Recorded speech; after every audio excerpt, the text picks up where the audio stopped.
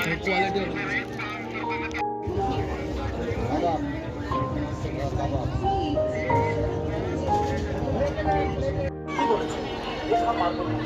ওদের জন্য ভাই এইরকম পড়বি রে, এরকম এরকম না না না, আমার যা ভাল লাগে দেখতে আমি সব ভাইকে থোপাই, ভাই পড়বি। সো হাই সবাইকে, কেমন আছো সবাই? আশা করছি সবাই খুব ভালো আছো, আর আমরাও খুব ভালো আছি। আমরা বললাম কারণ আমি আর ভাই আজকে রাসমেলায় যাচ্ছি। লাস্ট ভিডিওতে বলেছিলাম যে রাসমেলা স্পেশাল কী কী ফুড জোন টাইপের যে জায়গাটা দেখিয়েছিলাম, সেখানে বলেছিলাম কী কী স্পেশাল কী কী আছে সেগুলো ট্রাই করার ইচ্ছে আছে। তো সেটা যদি করি তাহলে অবশ্যই তোমাদের সাথে সেই ভিডিওসগুলো শেয়ার করব। তো আমি আর ভাই আজকে যাচ্ছি মেইনলি সেইগুলোকে এক্সপ্লোর করার জন্য। দেখো সব তো সম্ভব না, যতটুকু আমার পক্ষে পসিবল ততটুকু আমি আর কি তোমাদের সঙ্গে শেয়ার করার চেষ্টা করছি। তো পুরো ভিডিওটা দেখো, আশা করছি তোমাদেরও ভালো লাগবে। প্রথমে ভাই আর আমি চলে এসেছি আজকে মদনমোহন বাড়ির সামনে দিয়ে যাওয়ার জন্যে, কারণ অনেক কটাই রাস্তা আছে আমাদের বাড়ি থেকে যাওয়ার। তো আগে মানে প্রথম দিন এখান দিয়ে গিয়েছিলাম, সেকেন্ড দিন আবার অন্য রাস্তা দিয়ে, আজকে থার্ড দিন সেটা যাচ্ছি আবার এই রাস্তা দিয়ে। এবার ফোর্থ দিন আশা করছি অন্য রাস্তা তোমাদের সাথে শেয়ার করবো যে ওই রাস্তা থেকে কীরকম লাগছে দেখতে। এবার এই রাস্তা থেকে মদনমোহন বাড়িতে আজকে আর ঢুকিনি। আর অ্যাজ ইউজুয়াল দেখো কি সুন্দর করে সাজানো।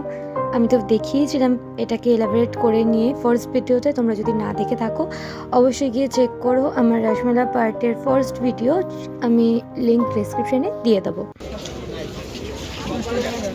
ভাই প্রণাম কর।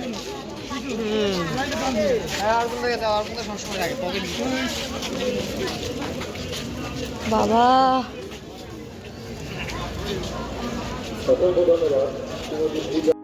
মেলা কিন্তু পুরো জমজমাট।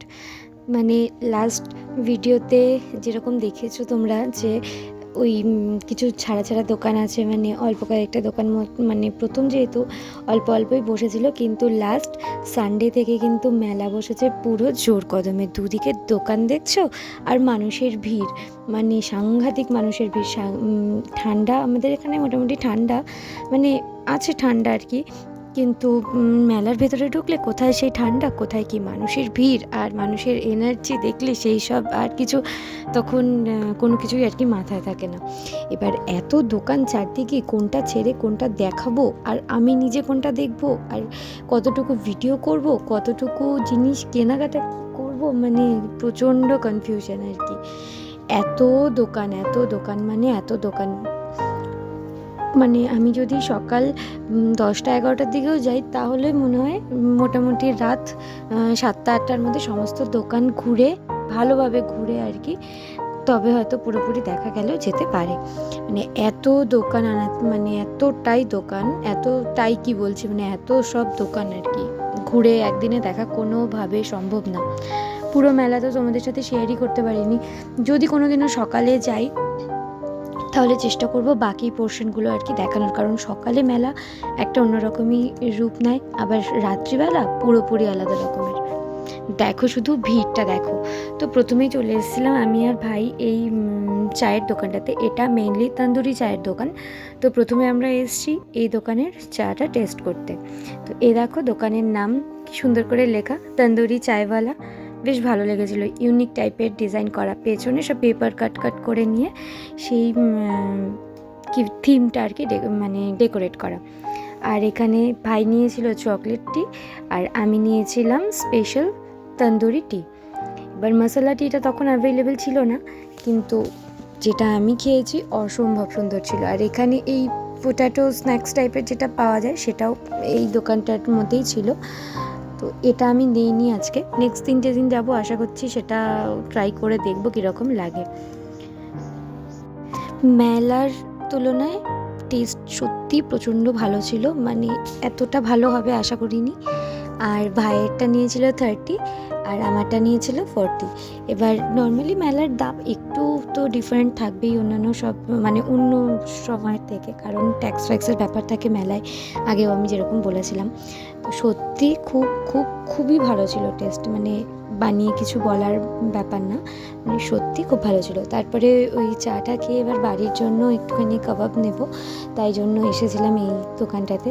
এবার তখন আর কি কাবাব রেডি হচ্ছিল, আমি আর তাই বসে বসে আমি আর ভাই তাই বসে বসে আর কি একটু ভিডিও করছিলাম। ওই দোকান থেকে কাবাব নেওয়ার পরে বাড়ি থেকে তোমাদের সাথে শেয়ার করব যে কাবাবটা কীরকম হলো। আর এখান থেকে নিয়েছিলাম হচ্ছে ফিশ ফ্রাই নিয়েছিলাম।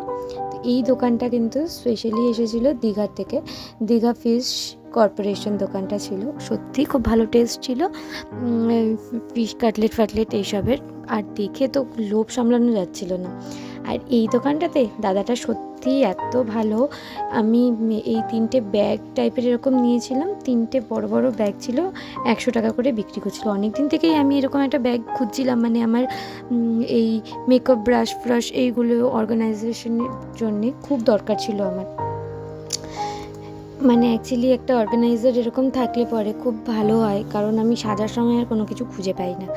তারপরে এখানে 100 টাকা করে সোয়েট শার্টগুলো বিক্রি হচ্ছিলো, তারপরে 200 করে এই ভোলেন প্যান্টসগুলো বিক্রি হচ্ছিলো। এইসবই আর কি দেখছিলাম। আর কি নেব মানে যেটাই দেখছি সেটাই তো মনে হচ্ছে খালি নিয়ে নিই। আর বাড়ি গিয়ে তোমাদের সাথে রিভিউ দেব যে খাবারের টেস্টগুলো অ্যাকচুয়ালি কেমন ছিল, কারণ আমারটা তো শুধু শুনলে হবে না, যেহেতু বাড়ির জন্য নিয়েছি, সবার থেকে শুনবো যে কীরকম ছিল। আর মেলার প্রথম দিন সেকেন্ড দিন আসার সময় কিন্তু এতটা ভিড় ছিল না যতটা এখনও আছে।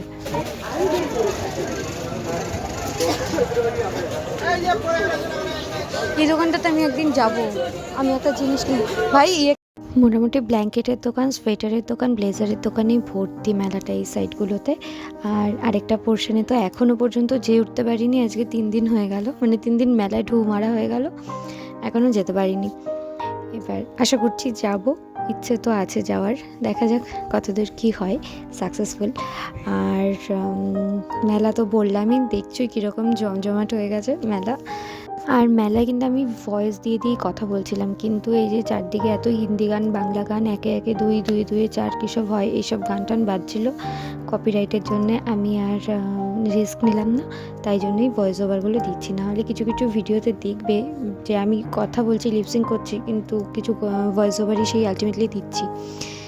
তো এই একমাত্র কপিরাইটের ইস্যুর জন্য নিয়ে বাড়িতে চলে এসেছি। কাবাবটা নিয়েছিল 6টা ছিল একটা স্টিকে, নিয়েছিল হচ্ছে 100।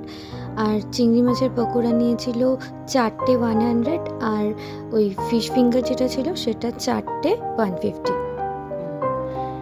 তো এটা চিংড়ি মাছের পকোড়া, এইটা ভেটকি মাছের ফিশ ফ্রাই। আচ্ছা, সস ছিল এই পুদিনা পাতার যে সসটা হয়, কোথায় গেল সেটা, টমেটো সস দিয়েছে, তার সাথে মেয়োনিজ ছিল। আর কাবাবের মধ্যে ডিস্ট্রিবিউট করার পর এটা হচ্ছে আমার পোর্শন। তো এটা ছিল যে কি জানো এটাকে বলে,